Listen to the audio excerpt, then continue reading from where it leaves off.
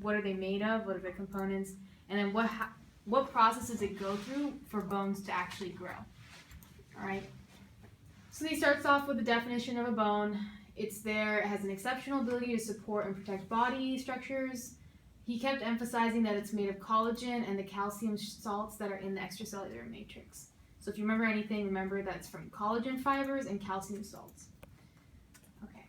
Now, so for bones, he introduced it that a bone, when you look at just the simplified version of it, it has intracellular calcified material, a bone matrix, and then there are 3 types of cells.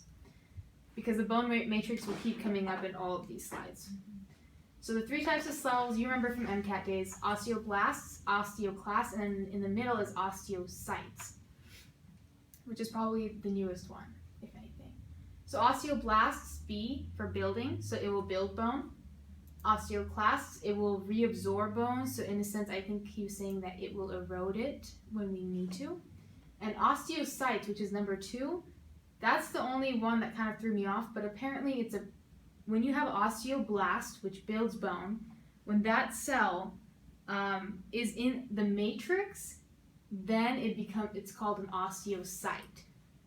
So I would know that. So number 2 is a version of number 1. And what are the cavities that osteocytes are found in? I don't. It's called lacuna. Lacunae. Lacunae? Yeah. So then he goes into details. Just remember periosteum and endosteum. So those are just different coverings when you're looking at the bone. So peri is outside, endo is inside. Okay. What is canaliculi? Caniculi, he says, are thin cylindrical spaces that basically go through the matrix. If you Google it, you'll see small lines. It kind of looks like little tunnels in the picture. I don't remember exactly where here, but if you Google it, it's pretty clear. All right, I know, I'm sorry. Very good. All right, so osteoblast, so B for building. Here is a picture of it. If anything, I remember he kept talking about what it's made of. So remember that it's made of collagen, type 1. It's made of protoglycans and glycoproteins. Oh, and going back one thing, osteocytes are, they're in the lacuna and the cavities. And I think in class he said that they have no function besides just staying in the bone. The other 2 are more active. Okay. So here's a picture. He didn't really emphasize the types, but because sometimes it can be cuboidal or those type of shapes. He emphasized more what it's made out of, but I would still know. And then osteocytes, which are a type of osteoblast. They're in the lacunae, which again we said are cavities. The only thing that he emphasized, if you can find it in these pictures, you'll be pretty set. But again, here it's saying that you'll find one osteocyte in every lacuna, and there will be most of the time they're very flat, as you can see in the picture, and they'll have reduced RER, or Golgi complex with condensed nuclear chromatin around it. Okay. Oh yeah, and there are gap junctions associated with it as well. So again, he emphasized more pictures. This wasn't too long. Now, osteoclasts, which absorb bone and erode it. Here is where Hauschip's lacunae come in. So these type of cells basically lie within these enzymatically etched depressions in the matrix. So he also emphasized the lacunae, and then there's a ruffled border, which I feel is this. I think it's on the other side. Or on the other side. Other side of the osteoclast. Oh, this? Like the left side? This side? Yeah. Oh, yeah, sorry. So these ruffled borders you can see pretty well. I know he emphasized that this is the bone. It will be closer to that. I think he said that in class. Also, he emphasized these green and yellow arrows. I still have to double check.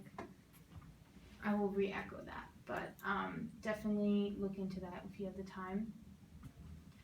All right, so now osteoclast, which we talked about here, now he gave it a diagram which makes more sense. So basically, if you have an osteoclast, there's a clear zone, which is where this osteoclast attaches. Mm-hmm. So it's called like an adhesion site. So they secrete collagenase, and that pumps a protein into the subcellular pocket. and it promotes digestion of the collagen, and there are a lot of calcium salt crystals that also break down. He did emphasize that it's controlled by cytokines and hormones, and that they have receptors for calcitonin. And then here it says it also has receptors for the parathyroid hormone, which produce a cytokine, which is up here, and it's called osteoclast stimulating factor. So the biggest thing he emphasized here was that it's making direct contact with the bone, and then he also talked about this equation right here, and how when I think the hydrogen goes out in, I forgot exactly what he said, but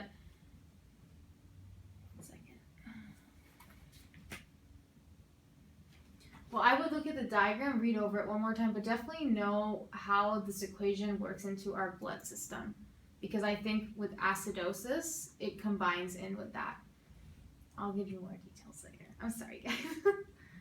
If you want to go back, I can explain a little bit of what I know. Okay, yeah, go. So that's the bicarbonate equilibrium equation.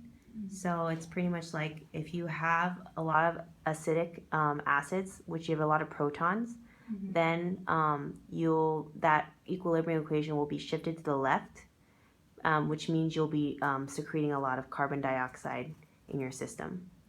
And I think... Oh, the bicarbonate too.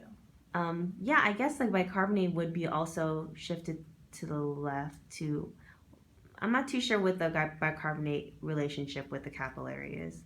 Yeah. I'll double check on that, but I know in class he said like know the steps in the cartoon. So basically the H's go to the border and then they dissolve the minerals. There we go. So this hydrogen, I think he said it goes to this border, which is the ruffled border, and then there are enzymes, or sorry, not the enzymes, there are minerals that are dissolved. So I noted that down. So maybe that proton is the acidic part of the osteoclast that breaks down the bone. Yeah. Which is, yeah, and that makes sense about its overall function. I'll re-echo it to make sure. All right, so now the bone matrix. So I remember he was saying, so there are two types of bone matrices. I guess there's an inorganic and organic. Again, just to recap, he didn't really talk about the picture as much, but inorganic, so he says 50% dry weight of the matrix. The calcium and phosphate in the inorganic part forms the hydroxyapatite crystals, and he didn't really emphasize the composition, but he did talk about the shell. So basically there are a lot of surface ions that are hydrated, and that's what you call the hydration shell. And again, so it's exchanging ions between, there's a crystal and their body fluids. And I think that shell comes in because earlier he was talking about peri and endosteum. So that's where it may tie in there. Because those are two coverings around the bone. Is the hydration shell in both periosteum and endosteum? So earlier he said that, from what I understood, that the peri and endosteum, so they're covering the bone, but from what I get, he said that they're around the shell. We need to double check, but okay. Maybe that's why the hydration shell is so important. All right, then there's also the organic part of the matrix, so that has type 1 collagen. Again, he emphasized that the organic part will be very hard and very resistant when it comes to the bones because of these fibers. That was the biggest part he emphasized for that. Again, so here we go, periosteum, endosteum, peri for outer, and both are coverings of the bone. So it says periosteum is the outer, and it has fibroblasts, collagen fibers, and then he did emphasize that there are Sharpie fibers, and they say that these penetrate the matrix and they bind the periosteum to the bone. Endosteum lines all the internal cavities, and he did emphasize this diagram here, so I think this would be a good thing to look at if you want to understand it better. It says it lines all of the internal cavities within the bone. Yeah, that's mostly what he talked about. For periosteum, he emphasized the Sharpie fibers. What is the osteoprogenitor cells? Those osteoprogenitor cells are the inner layer, fibroblast-like cells. They're capable of dividing by mitosis. All right, so basically, I guess they'll be building bones too. All right. If there's anything, just stop me. I can go over it again. I know, sorry I'm reading it off, but You're fine. All right. Now again, so in his objectives too, we need to know the 3 types of bones and their functions. So this one's pretty big. All right. So overall, they're compact bones, which are normal. Then they're the spongy bones, where he emphasizes a lot, where cancer can develop, I guess. So definitely keep an eye out for that in terms of understanding how are they different if he gives you a picture. And then so the epiphyses, they're composed of the spongy bone, which is over the thin layer of the compact, and there's the diaphyses, which is totally compact. So basically, if it's spongy, be more alert. Short bones have a core of spongy, and then it's surrounded compact on the outside. And flat bones, so they're saying there are 2 layers of compact bones that are called plates. The plates are separated by spongy. So overall from here, he kept emphasizing spongies are the more cancellous bones. That would be the big takeaway from this. All right, and then these are more pictures, and I mean, I don't know if you want me to read. Do you want me to just go through them briefly? Sure. Okay. So primary bone, which are woven. All right. So these have random collagen fibers, as you can see in the picture, but then they're the first to appear in the embryonic development and in fracture repair. Temporarily, they were placed in adults by secondary bone, except if you're near the sutures of the skull or in the tooth or in the tendons.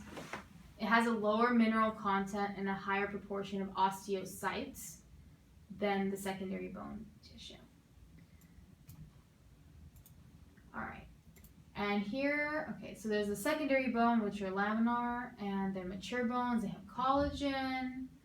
Collagen, okay, he also emphasized that the fibers are arranged in a way that you can see it pretty concisely. So they're parallel to each other, and they're around the Haversian lamellae, and that's pretty important. He emphasized that.